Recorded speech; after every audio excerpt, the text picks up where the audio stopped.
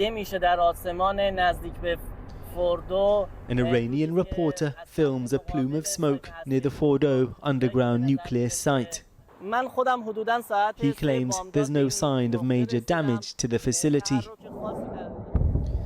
But last night, the US struck Iran's 3 uranium enrichment plants using missiles and huge bunker-buster bombs.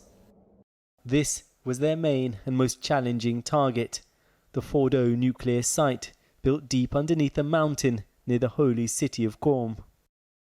Satellite images from today show signs of possible damage. President Trump's decision to attack is one of the most consequential of his political career. Thank you very much. He struck a triumphal tone. Tonight I can report to the world that the strikes were a spectacular military success. Iran's key nuclear enrichment facilities have been completely and totally obliterated. Iran, the bully of the Middle East, must now make peace. Other satellite images from recent days show cargo trucks near Fordo. Iranian officials have said all enriched uranium had already been moved. The regime has reacted angrily. Trump had previously suggested he would wait 2 weeks to see if diplomatic efforts could reach a resolution. The door for diplomacy should be always keep open, but this is not the case right now. My country has been under attack, under aggression, and we have to respond. Iran's initial response: 2 barrages of ballistic missiles fired at Israel this morning. One hit this residential area of Tel Aviv. A nursing home for the elderly and an apartment block were badly damaged, with dozens of people injured. Israel has reimposed its highest state of alert as Iran weighs up its next move. There's been a significant amount of damage here and in other sites across Israel this morning, but everyone's bracing for further Iranian strikes. Gura and his family have had to leave their home, but he's hoping Trump's actions could end the conflict. Are you worried that things could get even worse now, or? I don't know. I don't think so. I think it's going to a closing point more than an opening one, but we'll see. Israel's Air Force said today it had destroyed more Iranian missile launchers as well as Iranian fighter jets. Israel's attacks have severely weakened Iran's military capabilities. But Iran could still choose to launch strikes on US bases in the region or close the strategic Straits of Hormuz. Doing so would incur major retaliation. There will be either peace or there will be tragedy for Iran far greater than we have witnessed over the last 8 days. Remember, there are many targets left. These were the tense moments in the White House Situation Room last night. What happens next in this conflict is now in Iran's hands. Well, the Trump administration has been making it clear in its messaging that its aim in Iran is not regime change, that it wants to enter into negotiations. Iran's regime faces a difficult dilemma. It's already deeply unpopular at home. It's invested billions into this nuclear program and will feel compelled, I think, to respond militarily in some way. But further direct confrontation with the US could lead to the regime's downfall. Adding to the pressure, Israel's attacks on Iran still appear to be continuing. Thank you, Secunder. Well, let's get the latest on the US reaction now from our Washington correspondent, Siobhan Kennedy. Siobhan. Well, Kieran, it was only Thursday, remember, that the president said he'd give himself another 2 weeks to decide whether or not to attack Iran. And yet here we are 2 days later, and American bombers have already completed their mission, a mission which, by the way, he announced in a social media post yesterday. We haven't yet heard from the president today. He is in there inside the White House beside me. But we did hear from his Defense Secretary, Pete Hegseth, and the chairman of the Joint Chiefs of Staff, General Dan Kane. And they gave some very interesting details of how the mission played out yesterday, including the fact that the Pentagon used what they're calling decoy planes to try and confuse Iran. Viewers may not be aware, they may be, that yesterday there were reports of planes heading across the Pacific. The Pentagon said that they were designed to confuse Iran, but really B-2 jets then went east, apparently undetected. The mission was dubbed Operation Midnight Hammer. It was the first use ever of these massive bunker buster bombs in conflict. We know that 7 B-2 bombers carried out the strikes and that they were protected by fighter jets that went ahead of them. They dropped a total of 14 of these bunker buster bombs in all, while more than 24 Tomahawk missiles were fired from a US submarine. The Defense Secretary, like everyone else, has insisted this is not about regime change, that this was a precision strike that was never intended to be open-ended. Let's hear from him now. Every American involved in this operation performed flawlessly. And I want to give recognition to our allies in Israel as well. This is a plan that took months and weeks of positioning and preparation so that we could be ready when the President of the United States called. It took a great deal of precision, it involved misdirection, and the highest of operational security. Well, they're all very confident about the strikes, but this is, of course, a massive gamble for President Trump, a gamble that's already caused a big divide inside the Republican Party between those who are going along with the president and believe the strikes were the right thing to do, and those more hardline MAGA Republicans who did not want to see the US involved in another war in the Middle East. And yet here we are today. Thank you, Siobhan. Well, the UN chief has warned of a direct threat to international security, while here Sir Keir Starmer has called for a return to diplomacy instead of any dangerous escalation. A succession of US officials have insisted they do not seek war with Iran, but what is likely to happen next? Here's Harry Fawcett. Last night, on President Trump's orders, US Central Command conducted a precision strike. At the Pentagon today, the US Defense Secretary hailed what he called an incredible and overwhelming success. The reverberations focusing minds of America's adversaries and allies alike. Well, we've long had concerns about the Iranian nuclear program and been very clear that Iran cannot have a nuclear weapon. The US has now taken action to alleviate that threat. It is important that we now de-escalate the situation. Sir Keir Starmer then more descriptive than supportive of the strikes. Emmanuel Macron expressing concern and urging restraint ahead of an emergency cabinet meeting this evening. Russia has called it an irresponsible violation of international law. Strong condemnation too from China. Closer to the heart of it all, Saudi Arabia talking of great concern, Oman of the threat now of a wider war. Key to it all, of course, what Iran does next. Iran has retaliated before. Notably in 2020, after the US assassination of the Iranian general Qasem Soleimani, a wave of Iranian missiles struck Al-Assad air base in Iraq.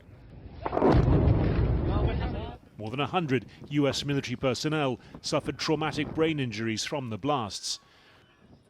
But Al-Assad is one of many US military locations in the region which come within range of Iran's ballistic missiles.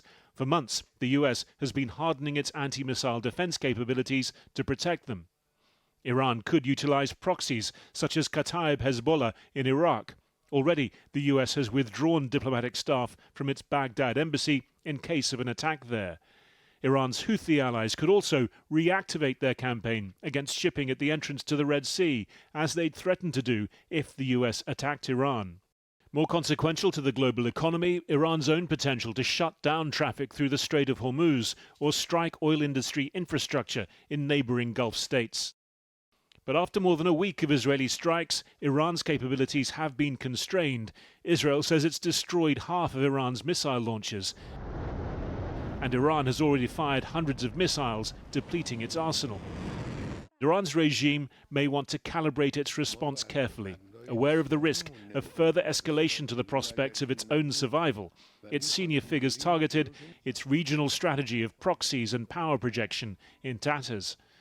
But what of its longer-term response to these strikes on its nuclear sites? The foreign minister today questioning the value of remaining in the Nuclear Non-Proliferation Treaty. A clear option remains now an entirely clandestine effort to obtain a nuclear weapon. Well, here the Prime Minister is chairing a meeting of the government's emergency Cobra group. Earlier, I spoke to Cabinet Minister Jonathan Reynolds and I asked him, was President Trump right to bomb Iran?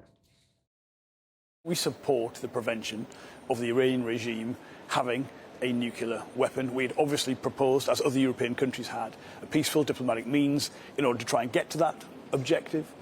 That was opposed not least by the Iranians themselves, and this has been the consequences of it. A few hours ago, in the early hours of this morning, the British government was opposed to the US bombing Iran.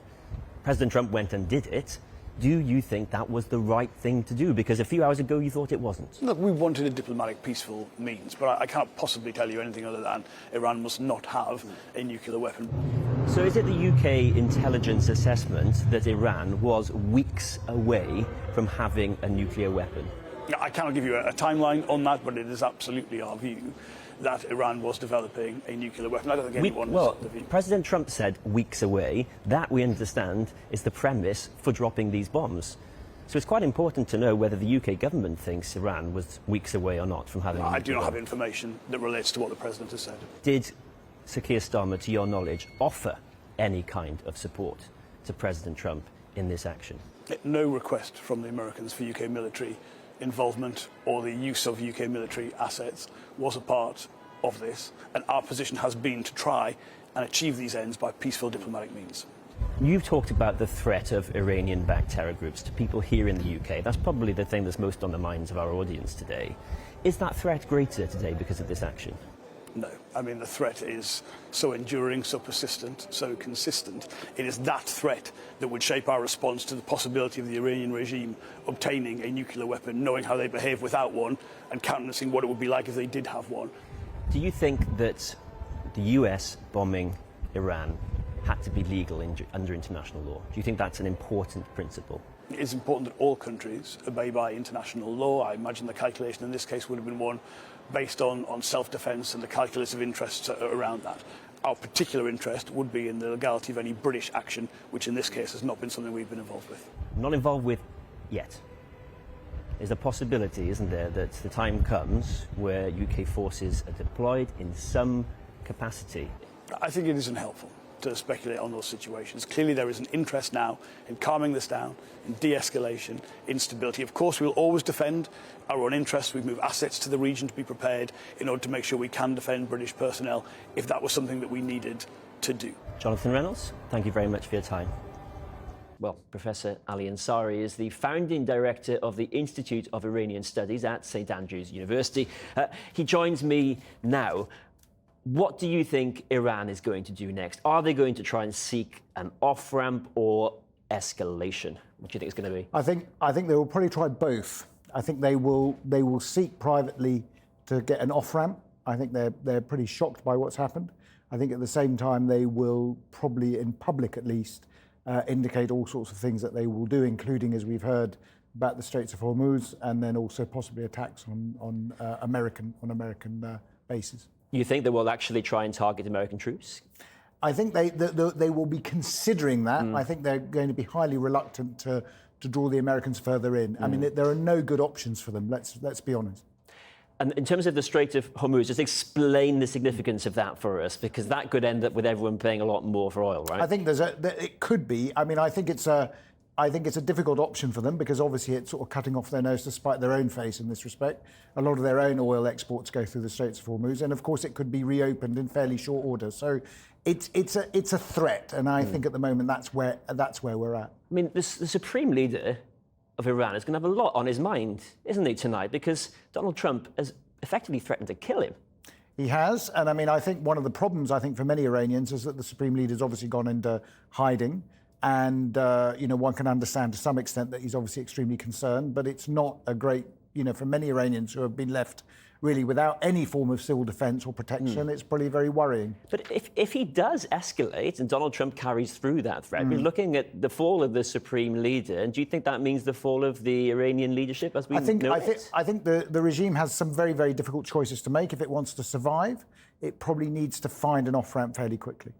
I mean, how strong or indeed weak does Iran look right now? It looks like, it's lost its influence in Syria, in Lebanon, and overnight it can't even defend its own airspace. I think one of the more shocking things that will probably be settling in Tehran is just how friendless they appear. There are some voices of concern from regional allies, but there's very little actually going on that's supporting them. They have really lost, I think, in the last 2 decades, they lost a lot of regional support. Well, the foreign minister of Iran is off to see President Putin. What's going to come of that? He is, but President Putin has proved a very reluctant ally, I have to say. I mean, he's basically said, I think at one stage, that the Iranians have never asked for our help, so we're not really, I think they can handle it on their own. Putin, obviously, at the moment, has got his own preoccupations. I think the Iranians may look to China, but at the moment, there doesn't seem to be any sort of substantive help coming their way. What's your sense of how durable, then, the supreme leader is, and indeed the whole of the Iranian leadership right now, whether they survive this? Well, in my view, the system was always quite brittle well before getting into this sort of farrago. They had very serious political and economic problems, well before this. This will obviously make it worse. The difficulty is, of course, that once you get into a conflict, the mood music, the attitude of people, whatever, it's difficult to make an assessment until the dust settles. So at the moment, people will be very agitated, they'll be very fearful, they'll be very anxious. Their primary concern will not be regime change, as some people are thinking about. The real danger point for the regime will be in the months after this campaign ends. Is it your gut, just very briefly, that Iran will end up striking a deal with Donald Trump? I think in my gut feeling is that ultimately they will try and find a way out. They will try and find a face-saving way out. And ultimately it will be easier for them to do this with the Americans than it would be with the Israelis. Professor Ali Ansari, we have to leave it there. Thank you very much. Thank you.